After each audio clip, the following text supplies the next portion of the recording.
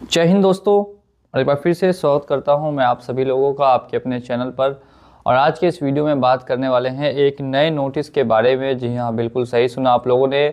ये नोटिस अभी फ़िलहाल एक NBFC एप्लीकेशन से आया है और ये क्या पॉसिबल है कि पॉसिबल नहीं है, इसके बारे में बात करेंगे।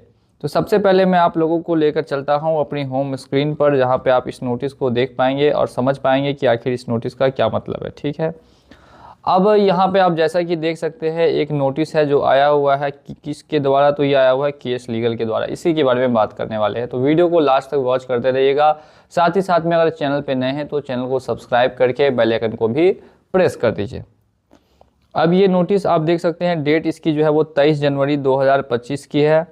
और ये आया है किस लिए, ये नया नोटिस है, notice for attachment of your salary against default in payment of an amount of ₹26,816।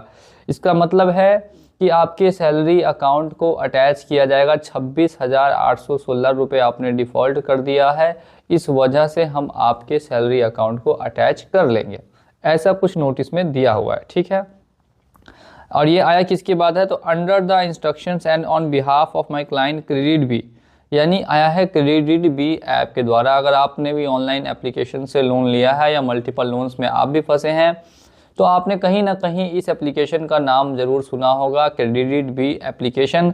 अब ये क्या कंपनी कह रही है, डैट माई क्लाइंट, ये यानी कि इसने लोन प्रोवाइड किया था 20K आया था इतना इतना नंबर से, जिसका कि ऑथराइज अभी ड्यू है कितना, 26,816 रुपये आज 23 जनवरी 2025 में। मैं आगे आपको पढ़ के जो मेन मुद्दे की बात है वो बता देता हूँ। ठीक है, The bank will be constrained to intimate the same to your superior authority for attachment of your salary and post attachment of your salary. The salary amount received will be adjusted against default amount of your loan account.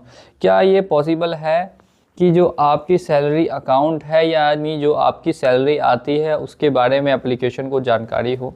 देखिए, दो चीज़ें हैं। जब आप loan लेते हैं तो या तो आप कुछ भी नहीं सेल्फ एम्प्लॉयड डालते हैं या आप सैलरीड पर्सन डालते हैं। सैलरीड पर्सन डालते हैं तो वहाँ सैलरी स्लिप, बैंक स्टेटमेंट आपसे ली जाती है, और अगर आप नहीं डालते हैं तो ऐसा कुछ भी आपसे नहीं लिया जाता। अगर आपने सैलरी स्लिप दी है तो क्या हो सकता है, और अगर आपने सैलरी स्लिप नहीं दी है तो क्या हो सकता है। देखिए, अगर आपने सैलरी स्लिप वहाँ अटैच की है तो फिर यहाँ पे उस अकाउंट को ये होल्ड कर सकते हैं, कुछ समय के लिए फ्रीज करा सकते हैं। जब आप लोन को लंबे समय तक डिफ़ॉल्ट करते हैं तो यहाँ पे एक ऑप्शन ये रहता है कि आप सैलरी अकाउंट को मूव कर ले, यानी कि दूसरे बैंक में ट्रांसफ़र कर ले। पहला ऑप्शन ये। दूसरी चीज़, ध्यान से समझिएगा मेरी बात को, कि अगर आपने सैलरी स्लिप नहीं दी है, जब आपने सैलरी स्लिप ही नहीं दिया तो फिर वो आपके अकाउंट को अटैच कैसे करेंगे जब उसमें सैलरी आती ही नहीं है। तो ये तो सिंपल प्रोसेस है कि भाई जब उस अकाउंट में सैलरी आपकी नहीं आती है तो वो सैलरी कैसे अटैच कर सकते हैं, इट इज़ नॉट पॉसिबल। तो ये पॉसिबिलिटी बिल्कुल भी नहीं है। तो इस वजह से आपको बिल्कुल भी डरना या घबराना नहीं है इस तरीके के नोटिस से। जो चीज़ें यहाँ पे लिखी हुई है वो वैसा ही हो, ऐसा कुछ भी ज़रूरी नहीं होता है। It should be noted that on failure to repay the above mentioned amount, my client will further initiate legal proceeding against you and you will be surely responsible for the consequences thereafter। यानी कि जैसे ही अगर आप payment नहीं करते हैं तो आके हमारा जो क्लाइंट यानी क्रेडिट बी है वो आपके खिलाफ एक्शन लेगा, लीगल एक्शन लेगा। इस क्या पॉसिबिलिटी है मैं आपको बता देता हूँ। देखिए, पॉसिबिलिटी यहाँ पे इस चीज़ की कुछ भी नहीं है कि लीगल एक्शन ले या ऐसा कुछ हो, तो इसके लिए आप बिल्कुल भी टेंशन मत लीजिए। क्रेडिट बी एप्लीकेशन के द्वारा ऐसा कुछ भी नहीं होता है। आप जब लोन को पेमेंट नहीं करते हैं तो ये लोग आपको कुछ समय देते हैं, 1 से 2-3 महीने तक का समय देते हैं। आप जब इनको ईमेल करेंगे 3 महीने तक आपको टाइम मिलेगा।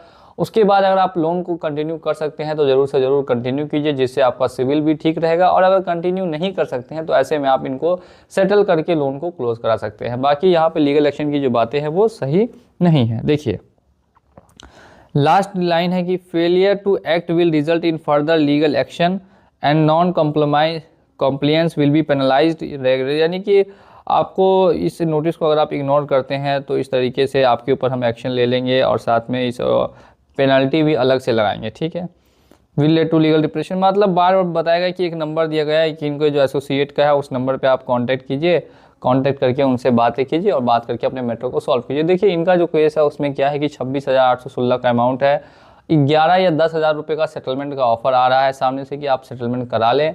जब ये सेटलमेंट के लिए नहीं करा पाते हैं, 2-3 महीना टाइम मांगते तो ये नोटिस उनको भेज दिया जाता है।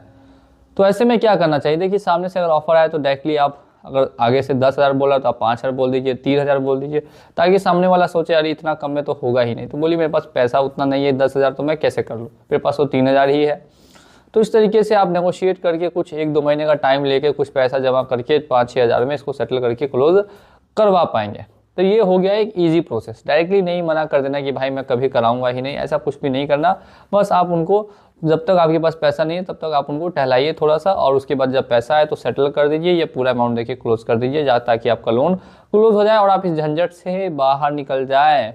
मैं हमेशा यही चाहता हूँ, जो लोग इसमें फंस चुके हैं वो धीरे धीरे करके इससे बाहर निकल जाए। तो वीडियो को देखने के लिए बहुत बहुत धन्यवाद। मिलूंगा अगले वीडियो में बहुत ही जल्द। जय हिंद, जय भारत।